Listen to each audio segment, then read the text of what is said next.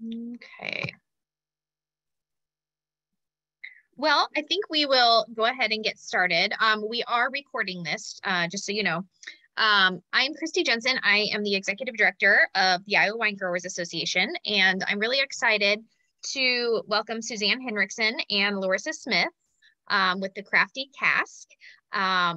Suzanne told me this morning she's been doing this for about 6-ish years. So welcome. We can't wait to hear what you have to share with us today. Awesome. Thank you so much. We're very excited to be here. Yeah, I'm sure a lot of you can relate as an entrepreneur. Sometimes the time flies and you're like, how long have I been doing this? What's going on?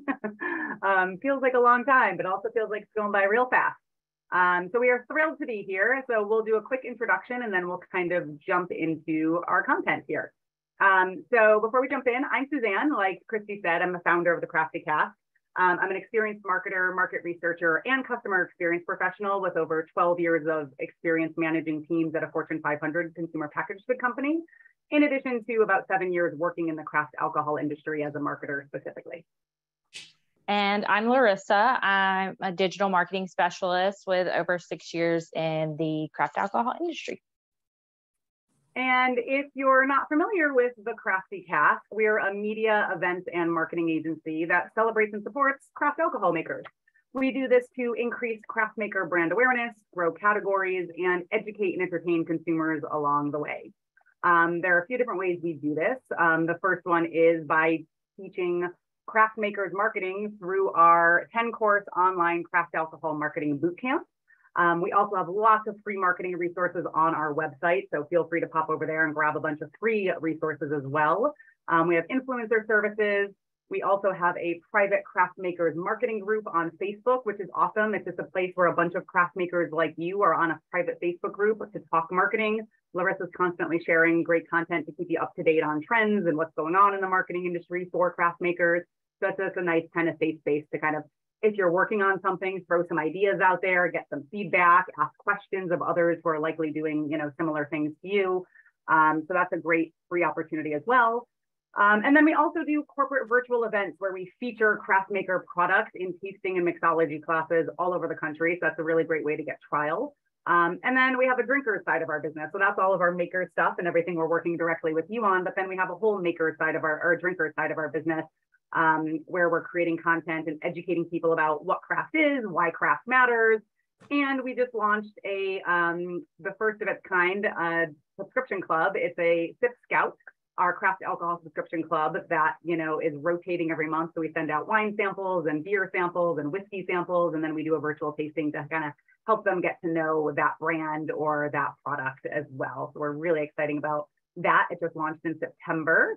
And so, our mission is really to celebrate and support all of you to help you build thriving businesses and increase the importance of craft in the drinks industry. So lots of links on the side there. This is being recorded, so that's where all the free resources is and all that good stuff. And then we are doing another webinar for you guys in a few weeks. So we do want to thank the Iowa Wine Growers Association for hosting today's webinar, and make sure you're aware of this upcoming one that we'll be hosting in November. It's all about driving tasting room traffic and conversions. So we hope to see you there. But for today, we'll be focusing on 6 areas actually. The agenda is on the right there. So first, we're going to talk about setting your social media up for success. Then we're going to talk about why content is so critical, some common content marketing myths to make sure you're not falling into some of those traps. And then we'll cover 5 keys to great content, some craft wine content thought starters, so you walk out of here with some direct ideas to kind of put into action right away, and then a few social media time-saving tips and tools. As we go through this, feel free, please, to throw your questions in the chat. I will address them kind of as I go along, and then we'll have time at the end for kind of live Q&A and kind of to talk a little bit as well. Any questions up front before we get started? All right. Setting your social media up for success. All right, so I'm going to assume that if you're here, you're already bought in on this about why you need social media at all. I'm assuming that you kind of know you need this, but if not, find me afterwards and we can have a chat about why it's really important. But at a high level, in today's society, social media is the best way to get in front of your potential consumers so that they're aware of you And then once they're aware of you, it continues to help build the relationships that will gently pull them along this purchase funnel, this cycle that you see in front of you to help grow your brand. But one of the keys to all marketing success, whether it's on social media or not, is creating compelling, engaging, high quality content consistently. So we're going to spend a little bit of time there in a bit after we talk about social media specifically. All right. So the key here about using social media effectively without wasting a ton of time is to waste as little time as possible, right? So you all got in this to make great wine, right? You did not get into this to spend tons of time on social media creating content.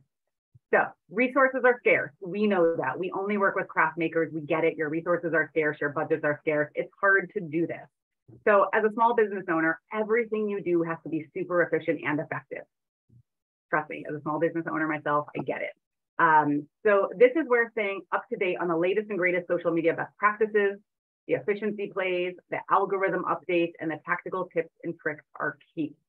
But that in itself can be a full-time job with how rapidly digital marketing landscape is evolving and changing. And then if you add in the legal complexities of craft alcohol as well, yikes. So that's why we're here. That's why the Crafty Cask exists as full-time marketers dedicated solely to doing this for you. So that's why I do want to keep encouraging you just to use our free resources. Follow us on social, join that Craft Makers marketing group. That alone will help you do this more effectively and stop wasting so much time trying to figure all this stuff out yourself. But with that, let's jump into a few specifics here. All right. So first things first, the best way to not waste a ton of time is to not try to do it all right? So you do not have to be on every single platform. You want to choose your social media platform strategically and start with just a couple, since it takes a lot of time to manage each one well. Then once you get good at one or two of them and you're starting to get the results that you want, you can start to expand into other social media channels as it makes sense. But like all good marketing, you have to make this decision based on the objectives for your brand. And so you can see on the slide here, I have some key objectives about where these fit the best. Of course, all of these social media platforms are going to say they do everything, and it's true to some degree, but there are different platforms that are better for different objectives. And so that's what we're kind of trying to distill down for you here. And so the primary objectives, what they're well suited for, and then the types of content needed to help you really succeed on those social media platforms. So when it comes to sharing content, you do want to share it as many places as it makes sense. For the platform, the content and the audience who's on that platform, so you have to understand what people are doing on those. What about TikTok? Yes, we get that question a lot. I honestly do not recommend TikTok for craft makers at this time. If you're doing reels on, and so what we do, so we have a TikTok account, and what we do is we do our Instagram reels, and then we share those Instagram reels to TikTok. And that's kind of all we're doing for right now. To be honest, TikTok it's changing, it's morphing. This isn't completely still accurate, but it does still skew quite a bit younger. And for craft alcohol, that's at a higher price point, your target audience likely is not spending a lot of time there. So think about who's coming into your tasting room, right? Think about who you're interacting with day to day. Do you think those are the people who are spending a lot of time on TikTok, right? And so it's just a balancing act. Now it's going to change. So talk to me in 6 months, talk to me in a year. I might have a completely different answer to that question. But for right now, if you only have a little bit of resources to direct it to, we would really strongly say Instagram and Facebook are kind of where you want to play. And then, Twitter can be great for a megaphone where you can just keep sharing everything you're sharing, everything else, and not create unique content for Twitter if you want to.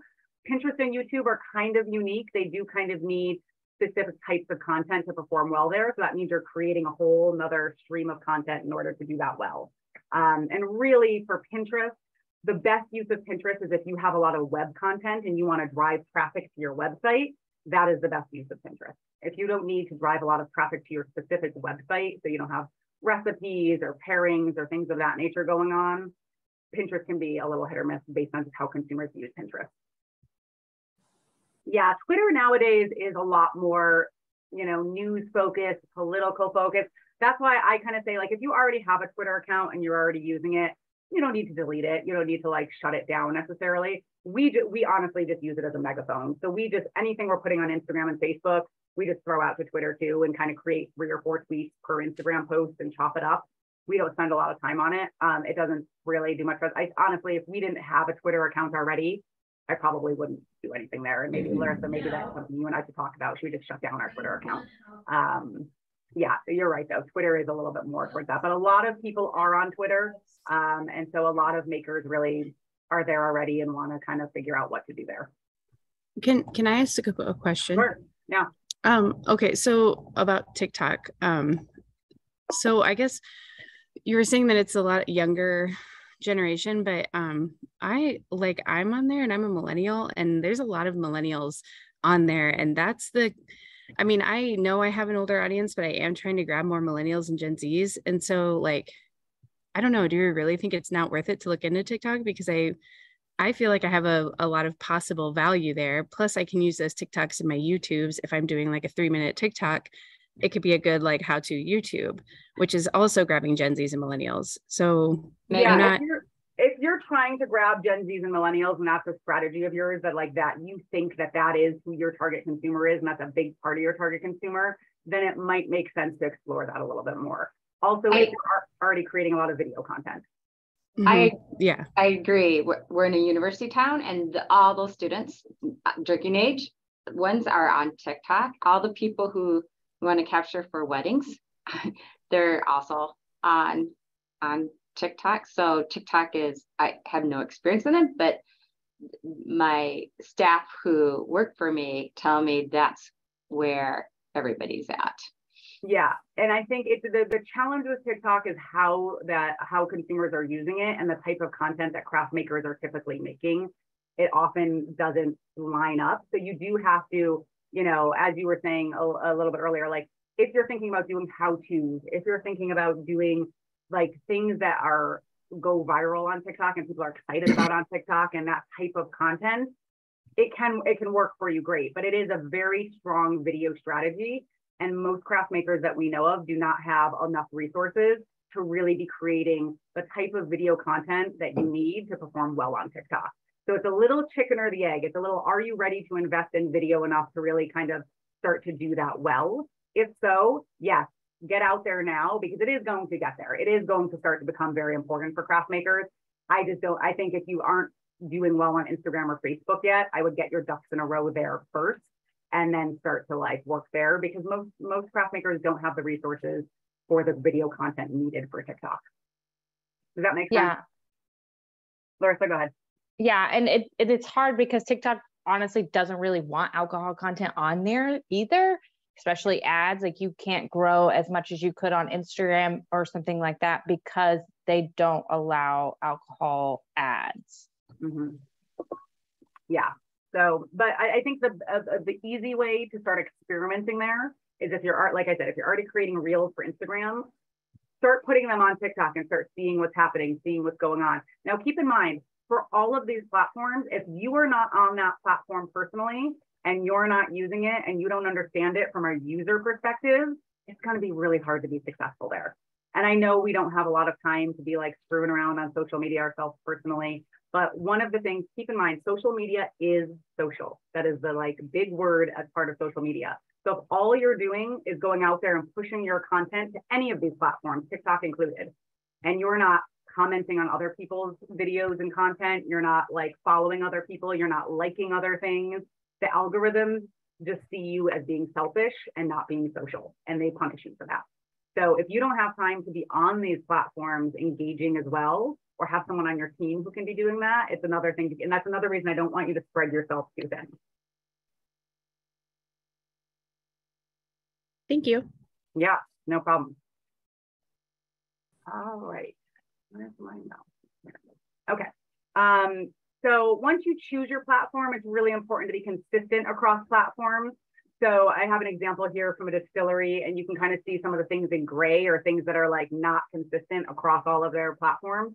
This often happens when you're not tight on your brand story, when you don't fully know the 3 or 5 things that you stand for, that you want to keep hitting over and over. So it's important, A, to make sure your username is consistent across everything.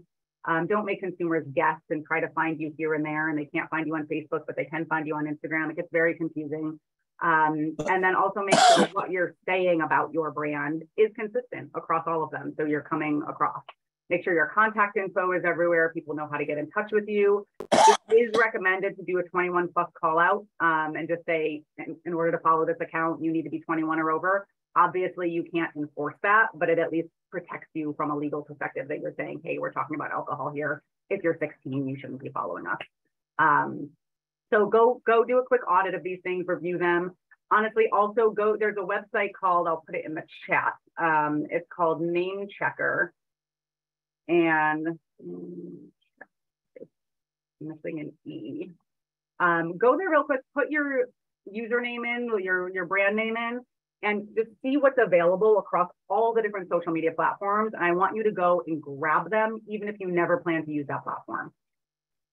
Like everything, right? Because what you don't want to happen is you don't want someone else to grab your username, and then down the road, that's the social media platform that blows up and is really big and you need to be on, and you can't get your username. So even if you never plan to use it, go secure your usernames across all social media platforms. All right. So now that our profiles are consistent, you know, consistency in your brand look and feel is also really important. So the second area is, you know, while you ideally want to be posting different content and images on different platforms based on how consumers are using them, right? You also want things to look consistent. So if your logo is not there, if your brand name's not there, if they see it, they can kind of sense like, oh, I think that's that brand, right? You want to have that consistent look and feel to it. So wherever consumers encounter you, it's cohesive. So pay attention to things like your logo treatment, your brand colors, your fonts, your background imagery, all the content imagery, color tones, filters, how busy they are, how simple they are, right? Like all of those things come together to give you that consistent brand look and feel. So go look at your Instagram profile grid is a great place to just get a sense of this, right? So you look at your grid and you're like, okay, this all looks kind of cohesive. This all looks similar. This all looks like it's a good welcome map for people who arrive on my feed and they're deciding if they want to follow me or not. Or do you look at your grid and you say, well, those three look good, but yikes, that kind of looks a little jarring, or that's a little different than everything else, right? That's when you have to start to think about like how to bring it together. And so these are the things that consumers notice when they go to your profile page for the very first time to decide if they want to follow you. And if you do feel like you have some cleanup to do, just archive some of those old ones that like don't fit quite well. Just archive them. It's okay, and clean it up that way. All right. Now, attracting the right followers. So everyone always wants to kind of grow their following, right? Yeah, creating an ad instead of boosting does help with Facebook and Instagram. Boosting is a little bit of a trap. It's a lot easier to boost a post than it is to create an ad, but they also don't work as hard for you. And in the alcohol industry in particular, it's a little bit harder with the alcohol kind of piece of it as well. So that's great point, Larissa. So when it comes to attracting the right followers, these are some of our top tips here, right? Our top kind of 8 recommendations. The biggest thing to keep in mind is that social media is all about relationships. So like I said, if you're only posting stuff and you're not ever doing anything back, the algorithm is not going to like that, and you're not going to get shown to as many people, and then you're not going to get the engagement that you want. It's also important to not have equal counts or higher following counts. It's silly. It's like a little bit of a popularity game, but especially when you're smaller, if you're following more people than are following you, that does not look good. And then if you follow people in hopes of getting on their radar and that they'll follow you back, but they don't, after a while, you can unfollow them. You can go through and clean up your list of people who you're following, and that is totally okay. And don't feel like you have to follow every person that follows you. That's a common thing that I see. You really want to have your feed curated to things that you and your team actually want to see, other brands that you want to support, fans that you know are big supporters of you. And those are the people you want to be engaging with, commenting on, liking their stuff. So if you follow every single person that follows you, you're going to have a lot of junk in your feed that like you're never going to want to look at, and then you're going to stop looking at it and you're going to stop engaging with it.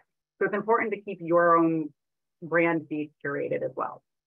But just remember, the more you give, the more you get.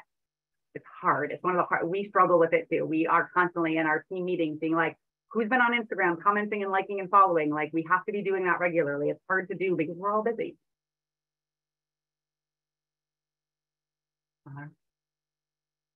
Now, one of our tips here I want to go a little deeper on, using hashtags on Instagram specifically. This is one of the best ways to kind of go through this. So I want to take a quick detour and talk about them because it's really important. And it's one of the things that we do a lot of social media audits for makers to go into their kind of accounts and like give them the full rundown of what they're doing well, what they need to be doing better. And this is one consistently that I'm like, this is such an easy fix and you're just not doing it properly. So when you're trying to grow your account, use all 30 hashtags that you are allowed for every single one of your posts. Now be careful, you have to pick those 30 carefully. For smaller accounts, you want the hashtag number to be somewhere between 5,000 and like 30 or 50,000 posts max.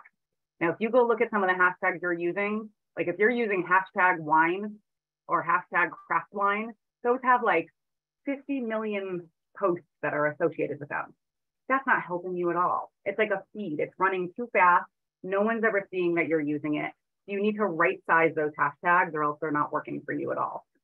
It's also important that you don't use the same exact hashtags on every post. The algorithm starts to think that this is like bot behavior and that you're just copying and pasting and they don't like it. So make sure you have multiple lists to choose from. We like twice a year go through, create multiple buckets of different hashtags for all the different varietals of wine you have, the different topics you talk about, and then you can just copy and paste those different groups of hashtags to get to your 30, depending on what that post content is. And then put them right below the caption with a little bit of spacing in between. It used to be best practice to put your hashtags in the first comment. It is not anymore. It is best practice to put it in the caption. And if you have a branded hashtag, that can go right in your caption. You don't have to hide that at all.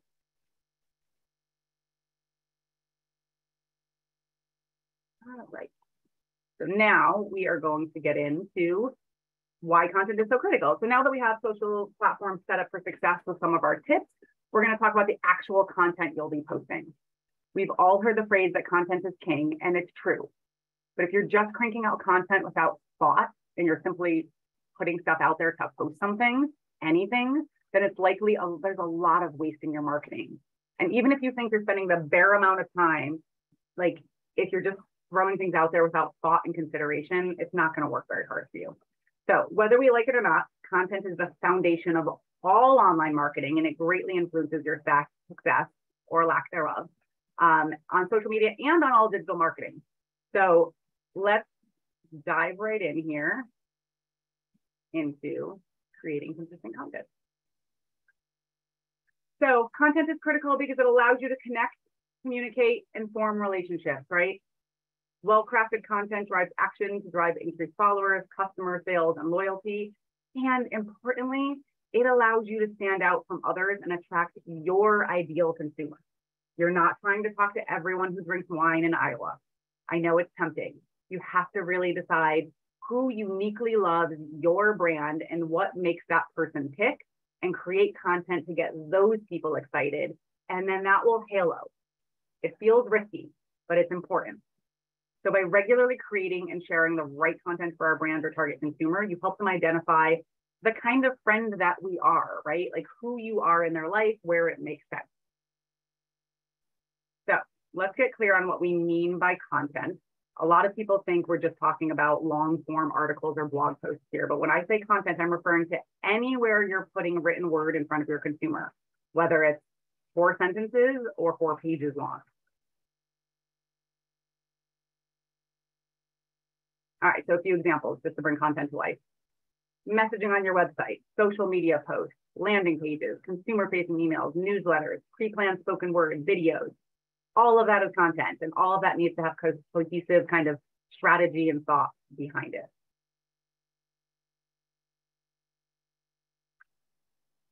All right, we're going to get into some content marketing myths. Larissa, did you want to take these, or am I doing these as well? You can go ahead with this section and I'll grab the next. All right.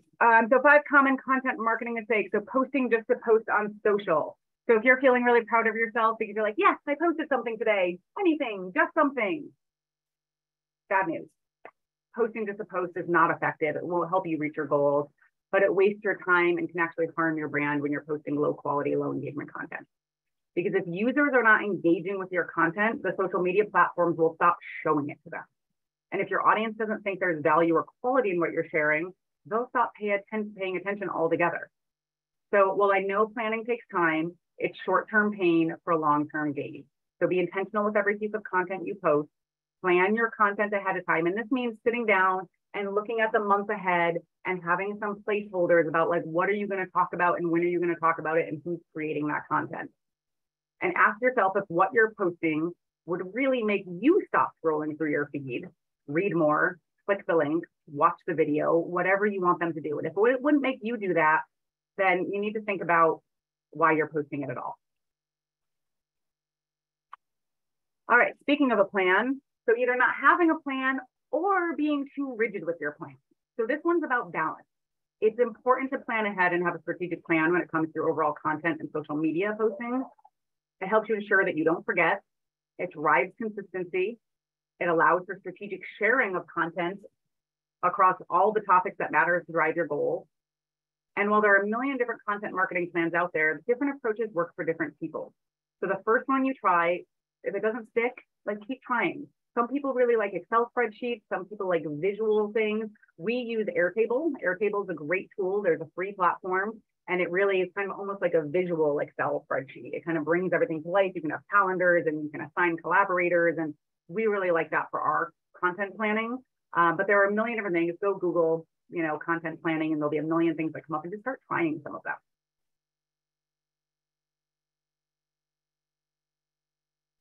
Too much promotion and not enough consumer-centric media marketing.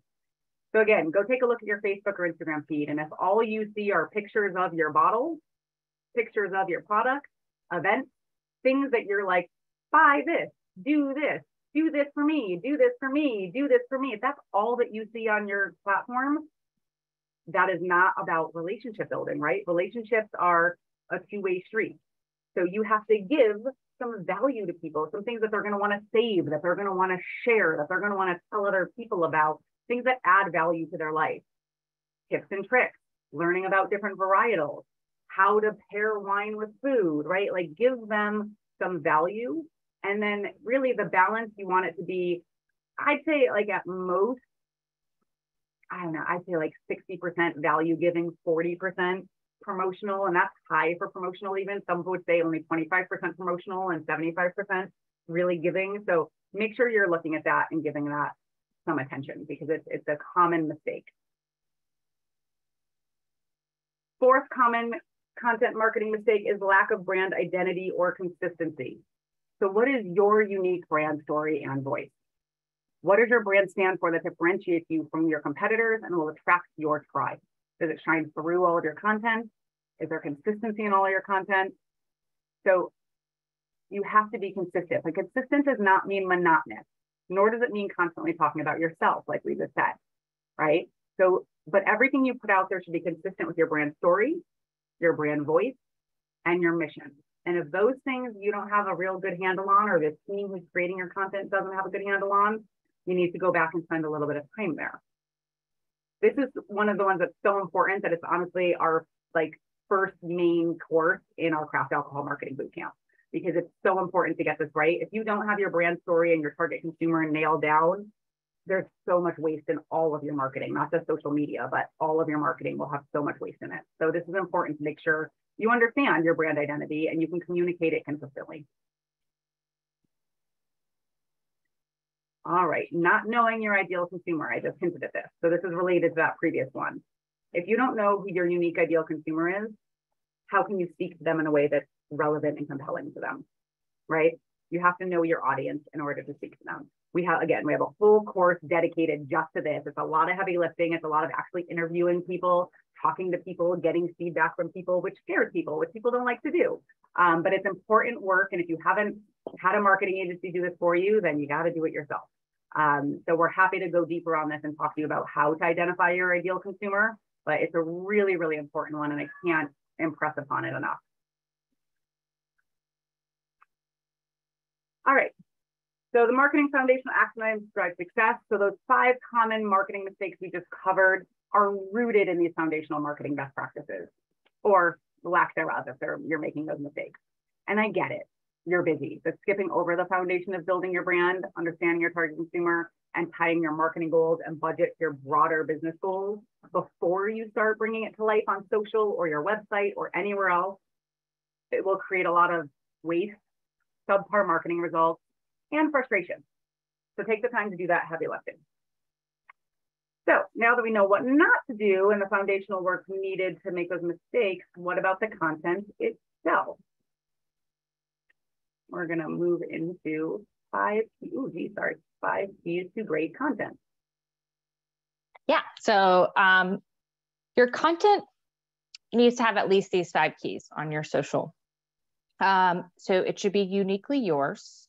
It should stand out to your fans and consumers. And just like she was saying with your branding, it really has to have solid branding. So a great way to think about it is if your logo or brand name is not on it, would your consumers be able to recognize that it's yours? In order to deepen that relationship with your consumers and your brand, you need to make sure you're including your brand's voice, the story, and perspective into every piece of content you create. So creating original content these days is really hard, but once you nail down like your brand and your brand voice and story, it gets a lot easier. And then also you can gather ideas from others, but it's just important to make it yours before you share it with your audience so you can continue to build that relationship. And that's an important point that Larissa just made. Creating unique original content is hard nowadays. No one's saying you need to go come up with a brand new topic. But if you're scrolling through something and it stops you and you read it and you find it compelling, think about, is there a way to shift it into your brand voice and something compelling that you can stand for? The next is compelling titles and openers. If you do only one thing differently with your content after day, it's this. 80% of people who see your content will read the headline or opening sentence on your social media, but only 20% will actually click on it or like it or save it to read the rest of the copy. So you just need to really make sure that your headlines work really hard for you to make sure that you're at least getting that 20% to click through to, read more or interact with it. That first line of your caption. The purpose of a headline is to get the first sentence read, and the purpose of the first sentence is to get the second sentence read. That's a quote by Joe Sugarman. The standard rule of thumb is that however long it takes you to create the content, 50% of that time should be spent on the headline and opening paragraph or opening sentence for social media. So if you have 30 minutes set aside to work on a social media post, spend at least half of that time thinking about that first sentence or two that'll appear when they're scrolling through the feed. Just think about, captions on social media that make you click and read the whole thing, and brainstorm a lot of them before deciding on which ones you need to try out. And trying out is a big thing too. Working through, try one thing. If it doesn't work, try something else. And then you can kind of figure out what your audience likes and what they click on. Email marketing is a great way to test and play with this by doing different subject lines for you guys to start to learn like how impactful those open rates and click-through rates can be just by changing the subject line. And then bringing that to life for your social media first captions, your titles of your articles, like it's the same kind of philosophy there. So next up is when it comes to creating great content, you need to leverage storytelling. The reality is that content is the core of not only social and digital, but human communication and connection. So from the earliest times, sharing content and storytelling has been a part of civilization. It has and always will be foundational to the relationships and success in your life and your business. So this framework from the book Building a Story Brand by Donald Miller, which we talk a lot about in our coursework as well, it helps you get to know so you can follow through it. So the short version is that it's important that your consumers are the hero of your story, not your brand. It's also important that there's a tension or high stakes related to a problem that you're helping them solve, and that you're credible and can empathize with their problem. And lastly, it's important that you help them visualize the transformation they will achieve by following your plan or your guide and your clear call to action. You can help them visualize this both by painting a picture of what they will avoid and also clearly showing the happy ending once the transformation is achieved. And it's most effective when you do both. So I want to be clear, following a story framework does not mean you have to write a novel or be proficient in writing. It's ensuring all 7 elements are covered, not becoming the next Stephen King. As you can see in the example, an almost 3-hour movie, The Hunger Games, can be broken down into 7 simple elements. It is up to you and the goals of that piece of content if you need to turn it into a full-length feature movie, a short article, or just summarize it in a social media post. But no matter the length of storytelling, it is your best friend when it comes to creating engaging content that will drive value for your business. Now, this is a part that I just want to mention real quick, because I feel like a lot of people see this and we talk about this a lot and they're just like, yeah, but for craft alcohol, like alcohol, this is like too much. This is too big. What problem am I solving? If you don't know what problem you're solving, that means you don't know your target consumer very well and you don't know your own brand story very well. I promise you, if you do the work, there is a clear problem or multiple problems that you can be solving for your target consumer. And all of these steps can happen in a very pithy way once you internalize it and you have it going, because storytelling has been around since the beginning of time. This is the way people get emotional connections and emotional reactions versus just like, meh, those are words on a paper, right? It's really important. So if you think like, this isn't really for me, there's some work that needs to be done here. Exactly. So moving on to other great keys to great content. While content is super important, everyone is exposed to a lot of content every day. So this next tip is all about the 3 S's. First, keep it simple. We all know this, but it's hard to do, especially when we're passionate about something and we know or really well informed about something.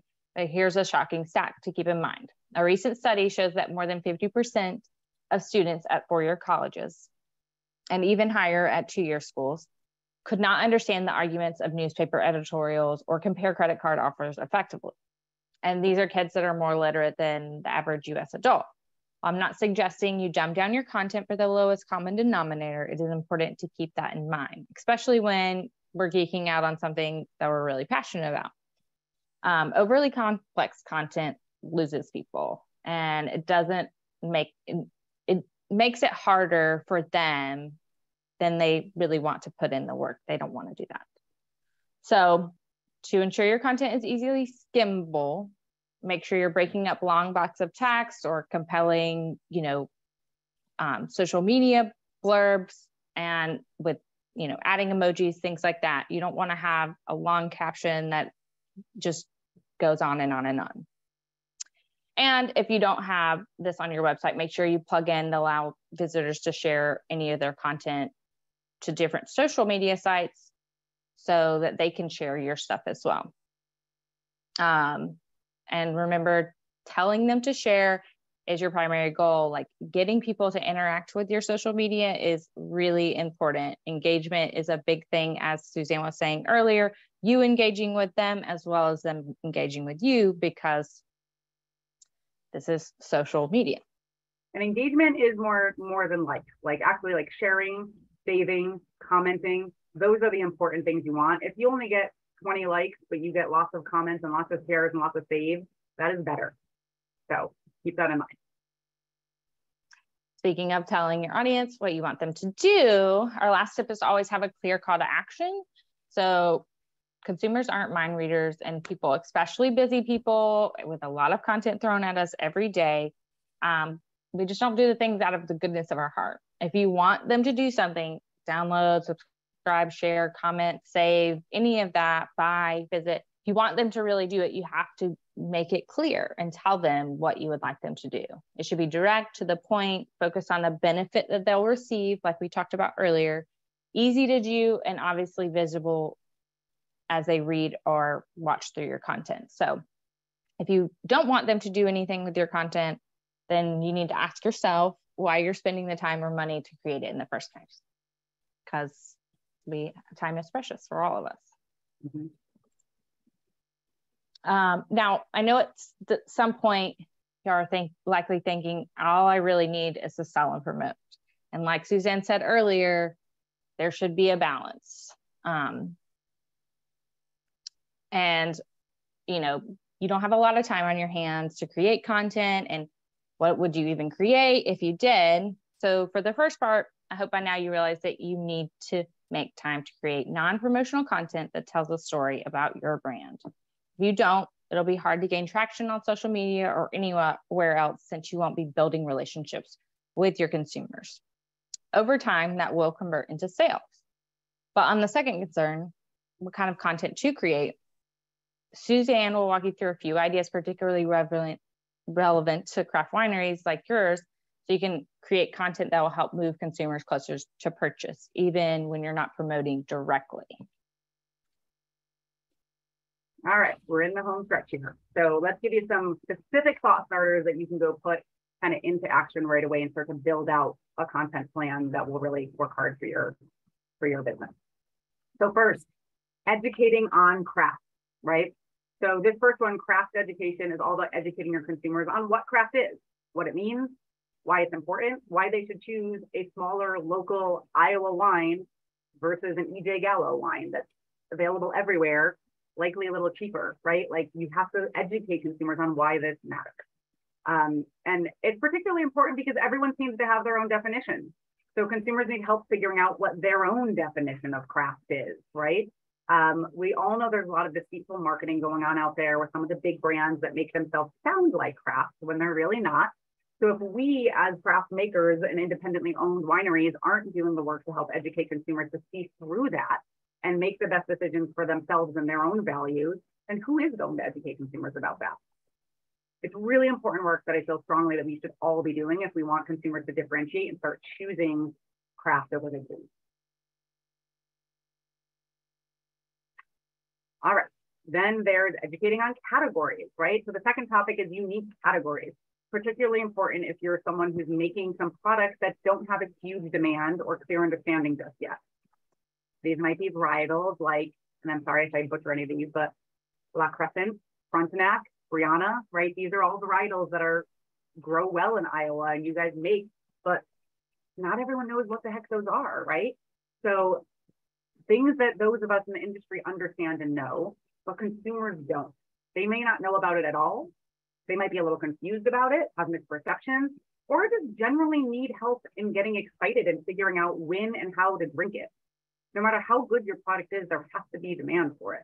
So if it's a relatively obscure or a burgeoning category, it's critical that you help them understand that category before you start to get them to choose your product in that category.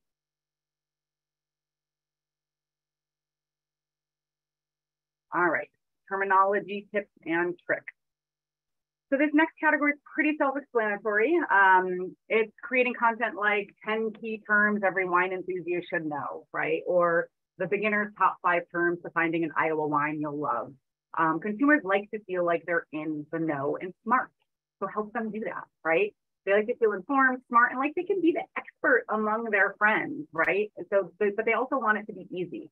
So this is a great way to do that. The benefit for your brand is that you'll also be helping them become smarter consumers and helping them better identify what they truly like and how to talk about it. It will help them find products they enjoy, are interested in supporting, ask for them at restaurants, bottle shops, bars, right? This kind of content can really help your product be better understood, but more importantly, thought out and purchased. The fourth category is all about helping consumers expand their palate. This is for those consumers who constantly order the same drink or claim they don't like a whole category of alcohol, right? So Chardonnay is a great one to pick on for this, right? People are like, I hate Chardonnay. And you're like, wait, you hate buttery Chardonnays? Not all Chardonnays are buttery, right? And helping educate about that. And so helping consumers understand, you know, if you like this, then you should try that kind of content. Or 5 reasons why you don't hate white wine, even if you think you do, right? Things like that to try to get people to open their minds a little bit and try something. Helping consumers understand these categories and products and getting them intrigued enough to want to start exploring is a huge benefit for your brand. You can even get creative and tie content to promotional events in your tasting room, like a Chardonnay haters party, right? And you can do something that's kind of fun like that, where you drive traffic to convert them into Chardonnay lovers, and then either send them home with a bottle that they bought now that they discovered that they like your Chardonnay, or some silly consolation prize if they still really hate Chardonnay even after trying yours, right? We do tons of virtual events. We talk to consumers all the time about these types of things. And one of the things we always like to say is, if you think there's a type of alcohol you don't like, you just haven't tried enough of them, right? It's like, you can make a joke of it, like be persistent, keep trying, keep drinking, you will find one you like. And we all know that in the industry because we know there's a million different types out there now, but consumers don't know that. All right, and then lastly, there's a category of content I call happy hour at home. This is all about encouraging consumers to drink more of your product faster and order more, right? So if they already have your product at home, this is a great way to get them on your mailing list so you can regularly remind them to use up that delicious wine with the ideas you're sending their way. These can be service suggestions, food pairings, even party planning or hosting tips and tricks, especially with the holidays coming up. This is great, like rich content fodder. If you do this well, there may even be an opportunity to sell to them glassware or other home bar accessories as part of this effort, right? So trial is great, but keeping an existing customers is much more valuable and less expensive than going and getting a new one. You have to put a lot of energy into, now that they like your wine, how do you get them to keep trying more? How do you get them to drink it more often? How do you get them to order more? And remember, you don't have to do this alone. Any of these content ideas, actually, you don't have to do this alone. There's a bunch of you right here who have very similar goals about getting more people to drink Iowa wine. Now, trust me, there is enough consumer demand to go around. You don't have to worry about like, yeah, but if this winery does that, then they're stealing my, that's not true. And also, you all have different target consumers, right? So you're kind of talking differently, but you can partner with others, because if we're growing these pie together, all of our slices of the pie are getting bigger. You can also work with influencers or agencies and say, hey, these three brands together, we would like to educate consumers about this specific varietal. Can you write this content for us and maybe use our three wines as examples to bring it to life? Great, you don't have to do the work. You just cut the cost in three because you're splitting it among three brands, benefits all of you. There are a lot of creative ways to get this stuff done without it taking a ton of your time. And speaking of, I know, we're all so busy, but this is really important stuff to grow your brand, especially on social media. So let's quickly just run through a few time-saving tips and tricks, and then we will open it up for questions. So let's talk about some tips and tools that we suggest. We know you're busy and we know that creating quality content takes time. That is why planning ahead and creating quality content you can utilize in many ways. So let's take an example of one article you wrote for your website on wine and cheese pairing to drive interest to a new wine that you just released, and see how many different ways we can repurpose it. So we have 12 different ways. We could do an article feature photo on Facebook with opening few lines from your article, an infographic that breaks down the pairing for Pinterest, highlighting a FAQ or misperception about the wine you cover in the article. Those are just a couple, but it's all repurposed from this one simple piece of content. Just for one article in less than a few minutes, there were 12 ideas for how to repurpose and distribute it.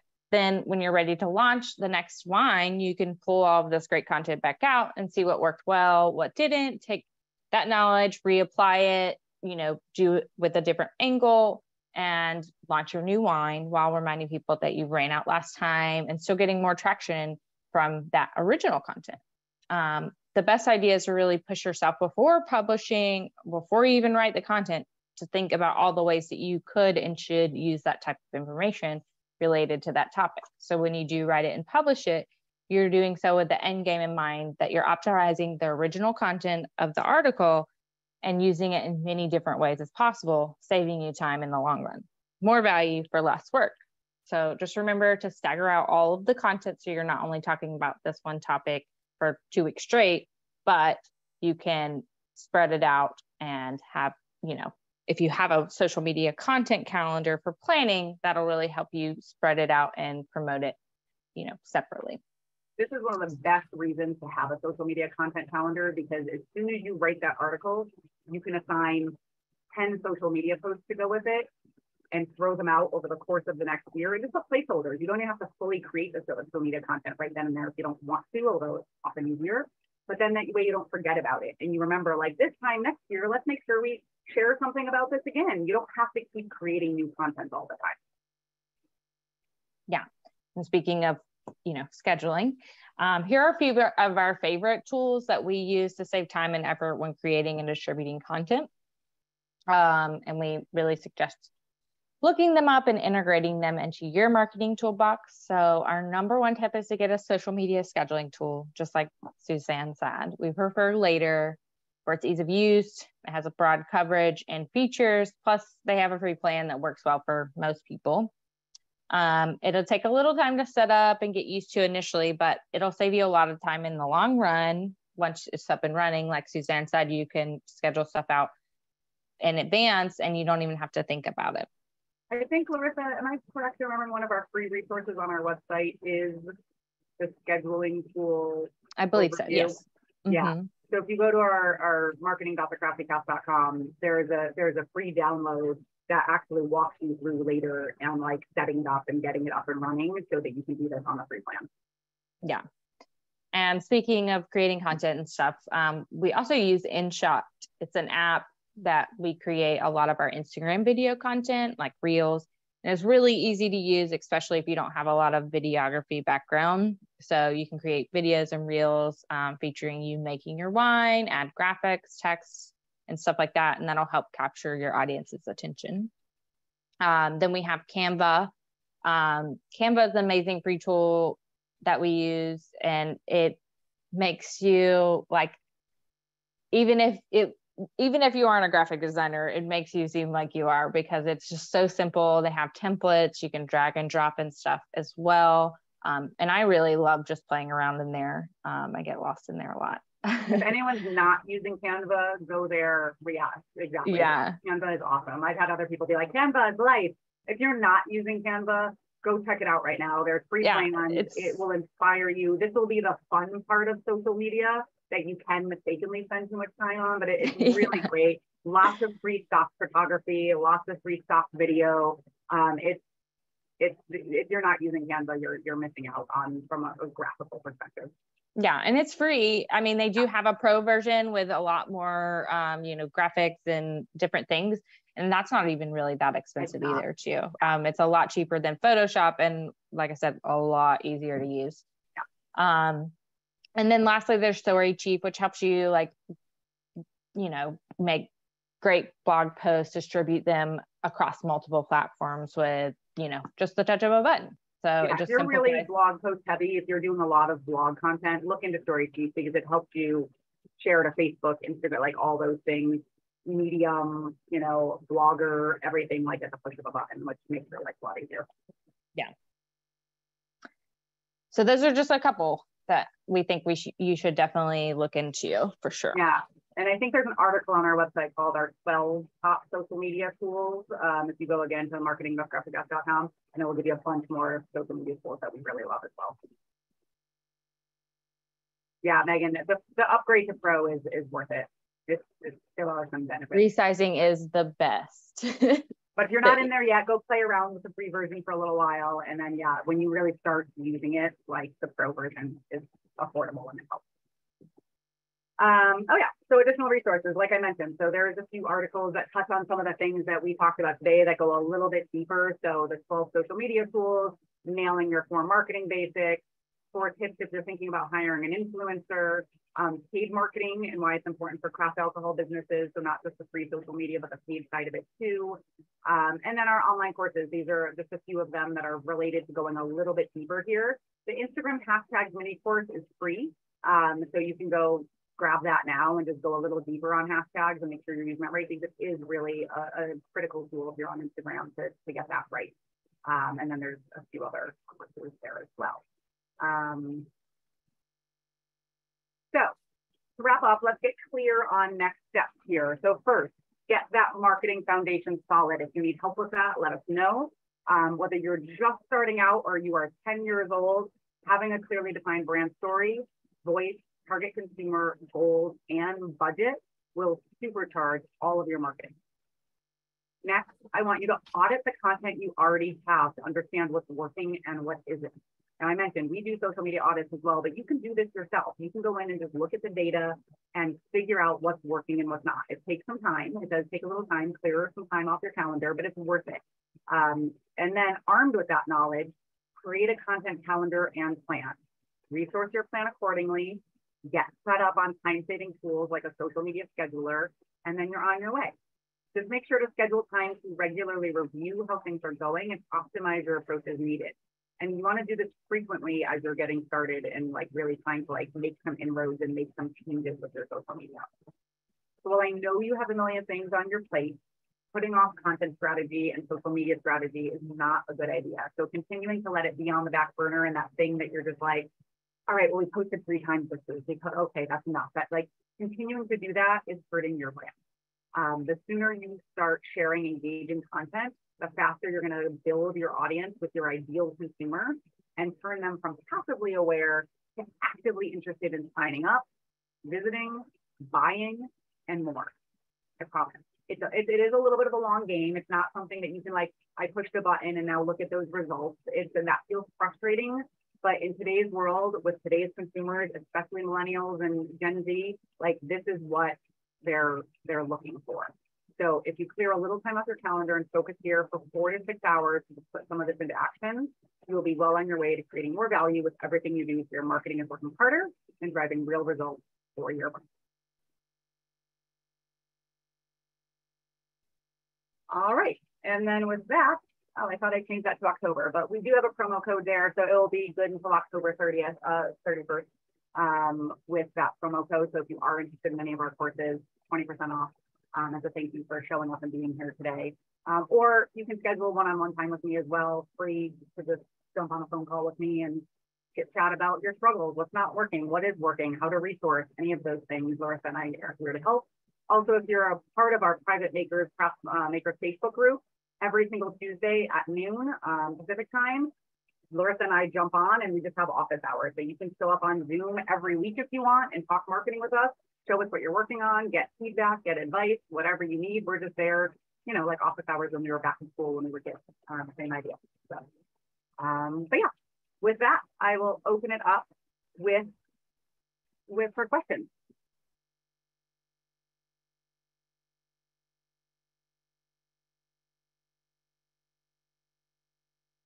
Anything? You guys can just feel free to unmute yourselves and just go ahead and ask. Yeah, that's fine. Thanks for all the info, gals. I don't have any questions though. Sure thing. Yeah. Do you guys on the educational component of it in the YouTube, do you get into anything with creating ads for YouTube content or how going into that avenue? You know, we have a paid ads course, but it is focused on Facebook primarily and Instagram, since they're kind of connected now. We are constantly creating, so the Craft Alcohol Marketing Bootcamp, the All Access one, has 10 courses that are in there now. We're going to be creating a few new ones coming up. So YouTube might be a good idea to dive a little bit deeper there. Are you doing a lot of YouTube content currently?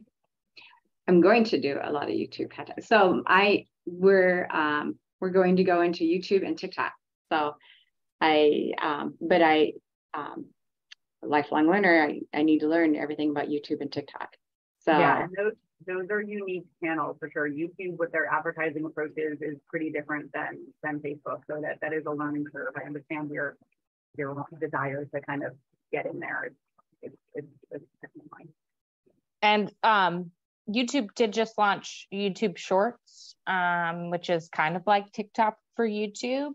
So when you are making those kind of TikTok short videos, you can also repurpose those on YouTube as well. So it's just something to think about. Yeah, that's right. The shorts will be. So YouTube Shorts is not shown on when you create your YouTube channel, is it have your collection of YouTube Shorts and your YouTube, or are they different channels? So they're the same channel. Okay. Mm-hmm. Yeah, to almost think about like how stories in your feed, like that kind of idea, but like the post will be visible there. But it's the short. I think it's their solution for portrait, kind of in shorter videos. Yeah. They're just trying to jump on the bandwagon.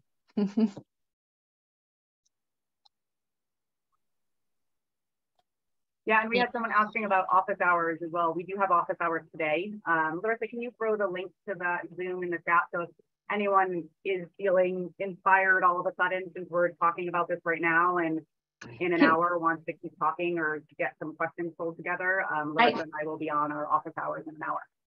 I have a question. So if someone tags you in their reel, do you is it the etiquette, is it that you should, and if you like it, do you repost their reel to your reel? Is that the proper etiquette of how you like it and you repost? Or tell me.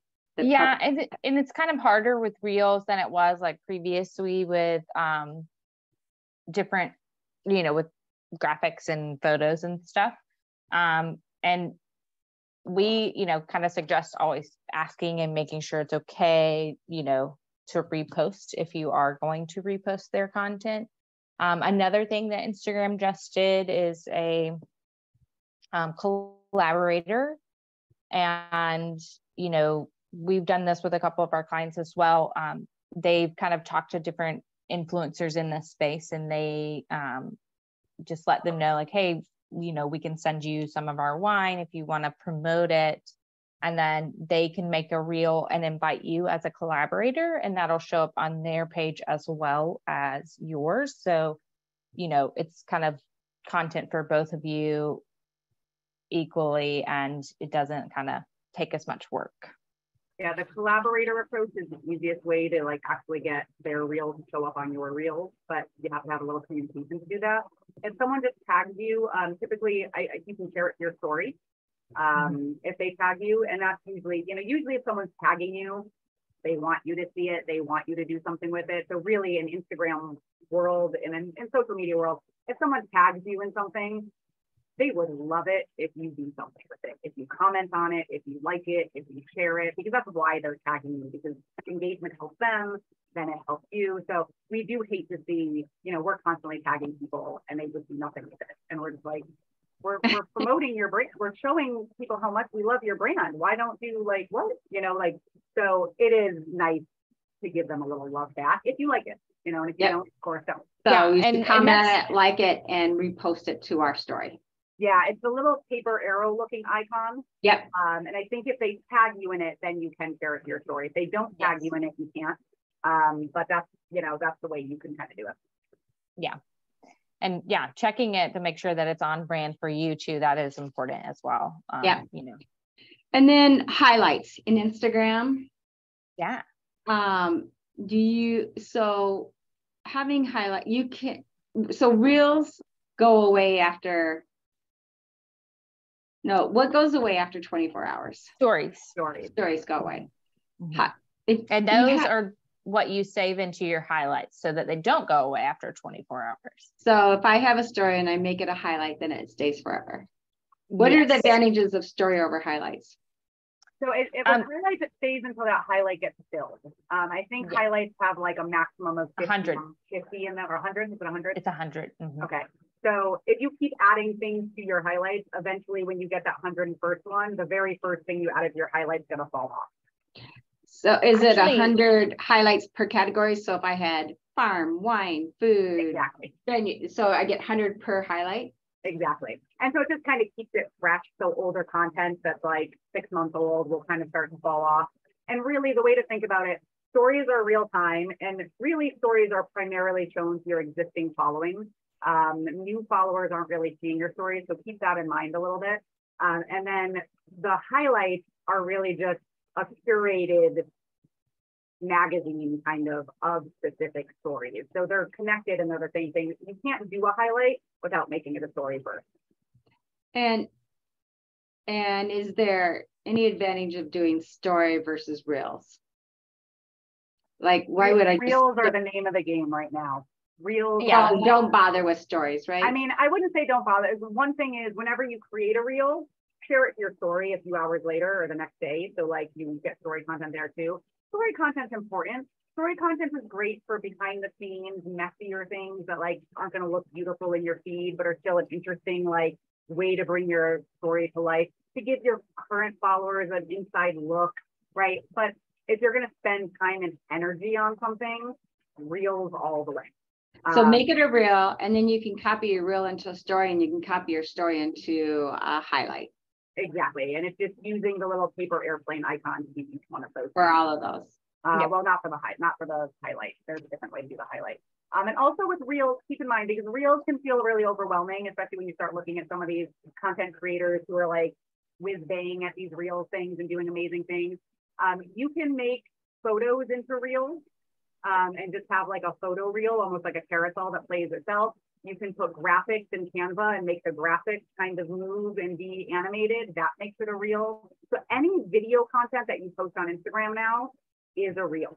And if you're going to do that, you want it to be 9 by 16. So any video content you put on Instagram, 9 by 16, so it's in that reel format. And then making sure that there's a square in the middle somewhere that you can select to show up on your feed. So that square in your feed still looks good and it's not like a cut off weird part of that rectangle. So there are easier ways to do reels. It doesn't all have to be like crazy video and like all sorts of high production. You should do some of that too, but you can, the more reels you can be doing nowadays, the better for the algorithm. Go take a look at our Instagram feed and go click over to our reels and you'll see a lot of examples of things that are like reel light, where it's just text animation or photos using templates and things like that. Going there now. Cool. All right, are there any last minute questions for Suzanne or Larissa? If Like not, I said, we recorded this, so this will be available for recording and you know where to find us everywhere else too. Yes, thank you, Suzanne and Larissa, for all of this wonderful information. You guys gave us a lot of great information to dig into. So, and thank you all members for participating today. So Yeah, everyone, thank you, guys. Thank you so much. Bye-bye. Thanks, guys. Thank Bye-bye. you.